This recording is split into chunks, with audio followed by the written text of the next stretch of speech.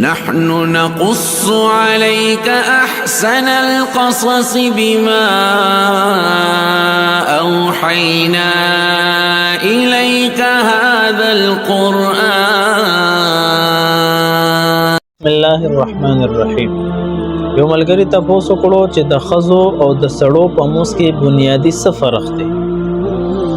نو فقهای کرامو د احادیث پرانا کې د خزه او د سړی په موس کې بنیادی 15 فرقونه بیان کړي دي.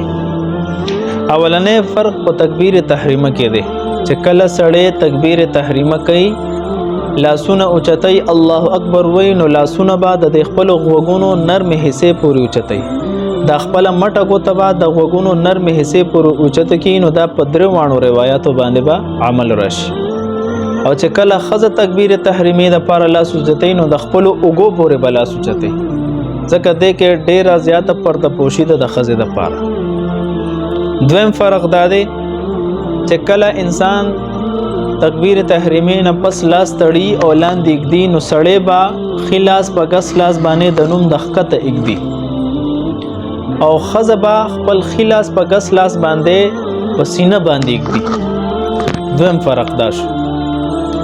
دریم فرق دا چې سړی کله رکوع کوي نو د رکوع په حالت کې با خپل د ګوتو سره ګوډې ونیسي او دا ګوډو د نیمو طریقه بدای چې دا دوه ګوتې به حلقه کې پاغه سره به ګوډو ونیسي او دا درې ګوتې به د ګوډې د پاسه راشي او په دې حالت کې به دا سړی دا رکوع بالکل سیده کوي ملا به د بالکل د سر سره برابر وي نه به سر ښکته نه به دبري ملا او سر به بالکل داسې تختوي.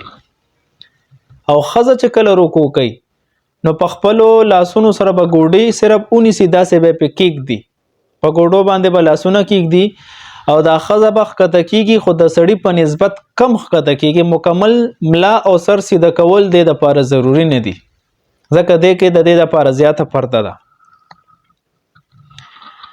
څلورم فرق دا دی چې د سجدي په حالت کې وسړې د خپل خېټه د پتونانو نه لري ساتي د کشان د لاسونو دا حصہ دا به د ځمکې نه اوچت ساتي او خزه چې کله سجده کوي نو دا به د خپل خېټه د پتونانو سره بالکل یوځای متصل یوځای کوي به او د خپل د لاسونو دا حصہ دا پزمکه باندې لګېدلی لاندې به پرته وي مکمل راغونډه سجده وکړي د کې د دې ستر دا انتهایی پرده پوشي پکې راځي. پنځم فرق دا چې دا ناست په حالت کې اتحیاتو کې د تشهود په حالت کې سړی چې کله کینی نو خپل خیخ په با ودري او دا ګوتې چې څومره وس کېږي دا به قبله طرف ته راړي او خپل غسخ په دا بالکل سملې دغه د پاسه بکینی او چې کله خزا اتحیاتو شکل کې کینی نو خپل دوان خپې به خي طرف ته وباسي او پزمکه باندې وکینی. نو دا 15 فرقونه فقهای کرامو د احادیث پرانا کې ذکر کړی دي چې دا زموږ استاد په عمل کې راشي. السلام.